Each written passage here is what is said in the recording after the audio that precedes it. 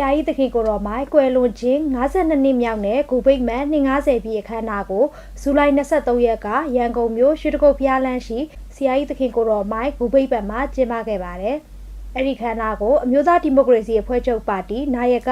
ဦးတေဦးနဲ့အဖွဲ့ဝင်တွေနိုင်ငံရေးအင်အားစုတွေတိုင်းရင်းသားနိုင်ငံရေးပါတီတွေကြပြဆရာတွေကျောင်းသားကျောင်းသူတွေတက်ရောက်ခဲ့ကြပြီးအစီအစဉ်15ခုနဲ့ကျင်းပခဲ့ပါတယ်။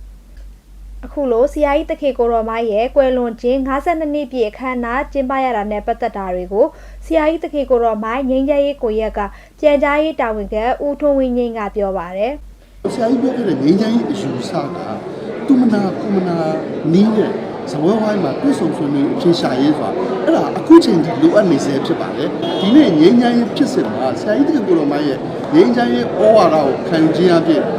တိုင်းပြည်အတွက်အကျိုးကျေးဇူးအများကြီးရှိမယ်လို့ယုံကြည်တဲ့အတွက်အခုလိုဆောင်ရွက်ခဲ့ခြင်းဖြစ်ပါတယ်။အဲ့ဒီခမ်းနားမှာတိုင်းရင်းသားနိုင်ငံရေးပါတီတွေကတဝင်လွှာတွေပေးပို့ခဲ့ပြီး21ရာစုပင်လုံပြည်ထောင်စုငြိမ်းချမ်းရေးနဲ့ပတ်သက်တဲ့သဘောထားထုတ်ပြန်ချက်ကိုထုတ်ပြန်ခဲ့ပါတယ်။နိုင်ငံရေးအင်အားစုတွေတိုင်းရင်းသားနိုင်ငံရေးပါတီတွေကလည်းအထိမ်းအမှတ်ဂါရဝစကားတွေပြောကြားခဲ့ပါတယ်။ဆရာကြီးတခင်ကိုတော်မိုင်းဟာငြိမ်းချမ်းရေးကိုအစဉ်တစိုက်လှုပ်ဆောင်ခဲ့တဲ့ပုဂ္ဂိုလ်ကြီးဖြစ်ပြီးကျောင်းသားကျောင်းသူတွေကိုဥဆောင်လမ်းပြသူဖြစ်တယ်လို့ဗမာနိုင်ငံလုံးဆိုင်ရာကျောင်းသားသမဂ္ဂမှကိုတီရဝင်းတင်ကပြောပါတယ်။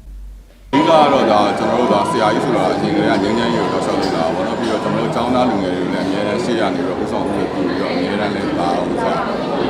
ကျွန်တော်တို့အစိုးအမိတ်တွေပြီးတော့ဆုံးမတွေပါတယ်ရှိခဲ့တယ်ကျွန်တော်တို့ကိုအချင်းကလေးအောင်ကျွန်တော်တို့ခံခဲ့တာပေါ့နော်ပြီးတော့ဆရာကြီးအနေနဲ့ဆုံးတာတော့52နှစ်ပြည့်သွားတယ်ပေါ့ဒီအခုတော့ကိုဗိမာန်တွေလာတယ်ပြီးတော့ချင်းဆရာကြီးအနေနဲ့ငြိမ်းချမ်းရေးကိုကျွန်တော်တို့လူငယ်တွေရောပြီးတော့ဒီရှိတဲ့မျိုးဆက်တွေပေါ့နော်ဟိုကျိုးပန်းလို့ဆောင်တယ်ဆိုတဲ့ကိစ္စတွေစဉ်းစားကြအောင်